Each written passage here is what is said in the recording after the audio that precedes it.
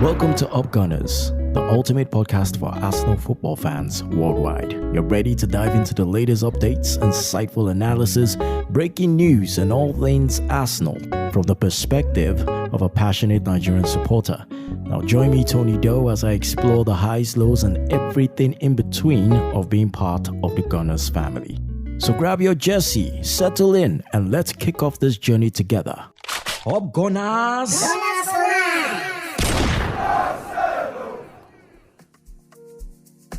Arsenal is getting ready to play against West Ham United, but some key players might not be able to join. Makawai. Coach Mikel Arteta says players like Gabriel Jesus and Bukayo Saka might not be fit enough to play. Now, even though Saka is recovering well, others like Thomas Partey and Alexander Zinchenko might miss out due to injuries. But there's hope, as defender Takehiro Tomiyasu could be back in action, and fans are waiting anxiously for more updates before the big game. Arsenal is at a crossroads as midfielder Jorginho's contract expiration looms. The player's stellar performance has sparked debate over whether to extend his stay. However, with rising interest in Martin Zubimendi as a potential replacement, the club faces a tough decision.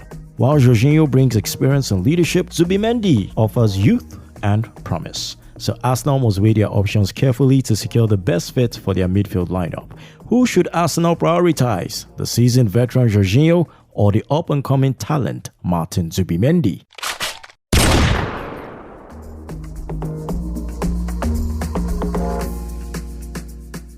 Tom Phoebe, a football analyst, sheds light on Kai Havertz's role at Arsenal. Despite criticism for his goal-scoring record, Tom sees potential in Kai's ability to create chances for his teammates and disrupt opponents' defenses, as seen in a recent match against Liverpool. You say if you watch him now, you know watch him.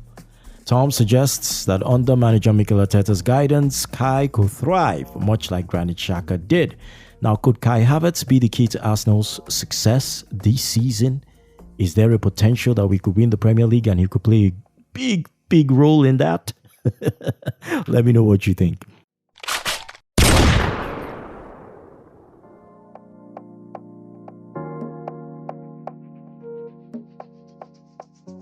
Now, Mikel Arteta has defended the team's recent joyful reactions after beating Liverpool last week, pointing out the support and positive feedback being received.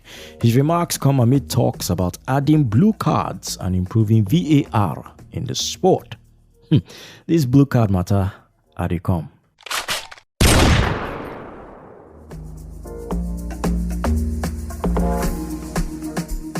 So, football, as we know, is a sport that demands discipline, respect, and fair play. However, players sometimes engage in behaviors that are not in keeping with the spirit of the game. Therefore, the International Football Association Board, IFAB, has introduced a new addition to the sport's disciplinary system.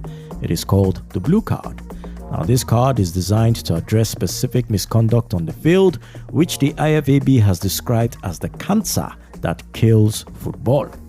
When a player receives a blue card from the referee, it's a penalty for their actions. The player must leave the pitch and enter a sin bin for 10 minutes. This is interesting, because it'd be like, what do we do when we play monkey post? We have this thing we have this Saturday morning games we used to play called Monkey Post. I know some people say they play their own. I was playing for a while until things went down south with where we play. We used to play this 3v3, 3-on-3 competition, no goalies, just 3 outfield players. And each set lasts about 10 minutes if there isn't a sudden death goal. So it's a goal that finishes each match. And if there's no goal within the 10 minutes, then both teams have to exit for the next set to come in. And this thing has referees. And if a player is found to have engaged in cynical behavior, especially a rough tackle, he'll be asked to stand outside for about a minute or two, usually at the referee's discretion. So I'm wondering whether IFAB has been watching Monkey Post, whether they can bring this guy rule come inside. Anyway, the player must leave the pitch and enter a sin bin for 10 minutes. During this time, the team is forced to play with one player fewer. Blue cards are typically issued for acts of dissent and cynical tackles. While the exact consequences of accumulating blue cards are not yet fully clarified, it is speculated that they will count in a similar way to yellow cards in terms of disciplinary action. Now, this means that accumulating blue cards will result in a player being sent off if combined with other yellow or blue cards. The introduction of blue cards is scheduled after the 2024 European Championships, with plans to feature them in various tournaments for the 2024-25 season. The introduction of this new disciplinary measure is expected to have a positive impact on football, ensuring that players respect the spirit of the game and fair play.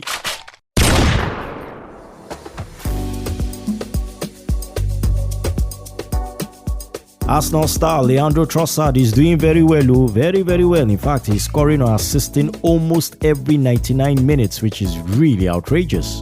Outrageously good, I mean. Only two famous Arsenal players, Thierry Henry and Robin van Persie, have actually done better.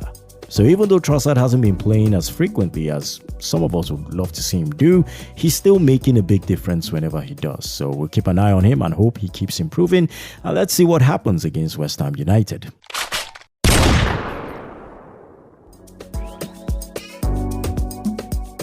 Get ready for an epic clash in the Premier League as West Ham prepares to face off against Arsenal this weekend. The showdown is scheduled for Sunday, February 11th at 3 p.m. local time at the London Stadium. The weather forecast, a cool 10 degrees Celsius. According to the stats, Arsenal is looking strong with a 61.4% chance of coming out on top, while West Ham trails behind with a 16.6% probability of winning. Arsenal fans, are you confident in your team's chances? Will they seize the victory, or will West Ham pull off an upset? Don't miss out on the action, mark your calendars, stay tuned for updates, and we would love to get your feedback right after the match. That's a wrap for today's episode of Gooners, and I hope you enjoyed delving into the world of Arsenal Football Club with me, Tony Doe. Don't forget to subscribe to stay up to date with all future episodes. If you have any thoughts, questions or suggestions, feel free to reach out to me at upgunnerspodcast@gmail.com. upgunnerspodcast@gmail.com. I'm active on Twitter as well at upgunnersng, active on Facebook at upgunnersng. We're also on Instagram at upgunnersng. Until next time, keep the Gunner spirit alive, and remember, Up Gunners!